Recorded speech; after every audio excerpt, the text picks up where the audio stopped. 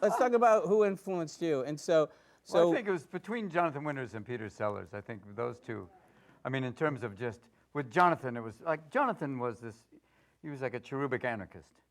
He would just do amazing things, and you just see him on shows, and he would do incredible things. I think his wife had the best quote that said, "Most people have a terrible twos. Jonathan's lasted 20 years."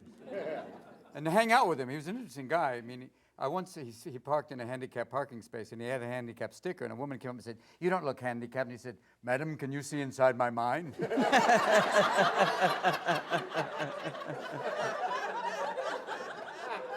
But Jonathan had this ability of, like, if somebody would say, "I'm the boss," he'd go, "Why?" And all of his characters, I mean, my favorite thing, I think one of his greatest one-liners was, "Have you ever undressed in front of a dog?" It's one of these things, later on you'll laugh going, "Shit, that's funny," later. And then he started doing the dog watching a guy undressed, like. But a lot of his stuff was just so free-form, and like mini movies, he would do these incredible things that would just, sometimes he would do them on Mark and Mindy, and all three cameras would run out of film. Wow. Wow, it was insane, and they'd go, "Reload, the big kid's at it again, keep going." But the riffs were just on and amazing. You and Bette Midler gave Johnny Carson an amazing send-off. It was pretty wonderful. Did you hear from him afterwards? What did he say to you? I just think he was it was just so sweet with him singing with Bette. Wow. It was lovely. Johnny's great because he's one of those guys that just sits back, and he was a great fan of comedy, just sits back and lets you do it. He just feeds you one line and just lets you go.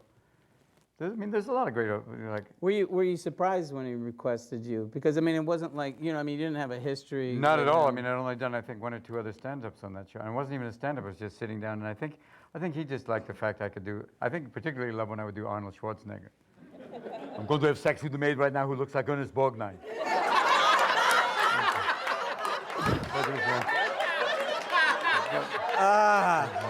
Right now, don't be afraid.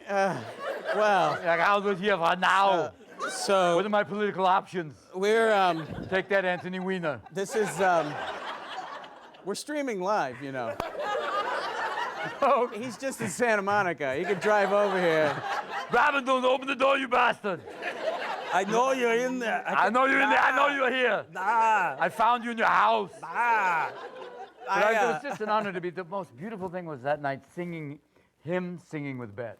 It was just lovely, man. You just saw him just go, and it was her singing, and the two of them, and at the end you just went, "I've just seen history." Yeah.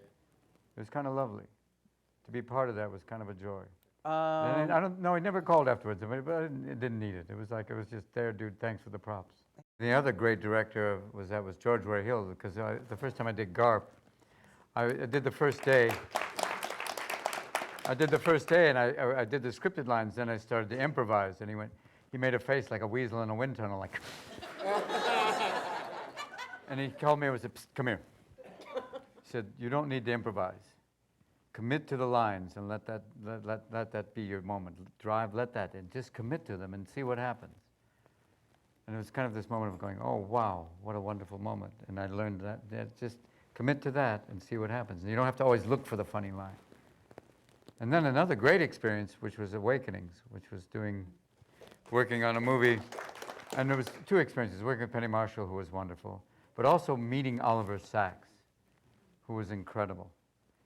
And this is one of those people you meet in your life where he's so amazing in terms of what he informs you about the human brain and treating it from basically the inside out. And he takes a lot of shit for it because he writes about it subjectively, about what it's like to experience these different states of mind.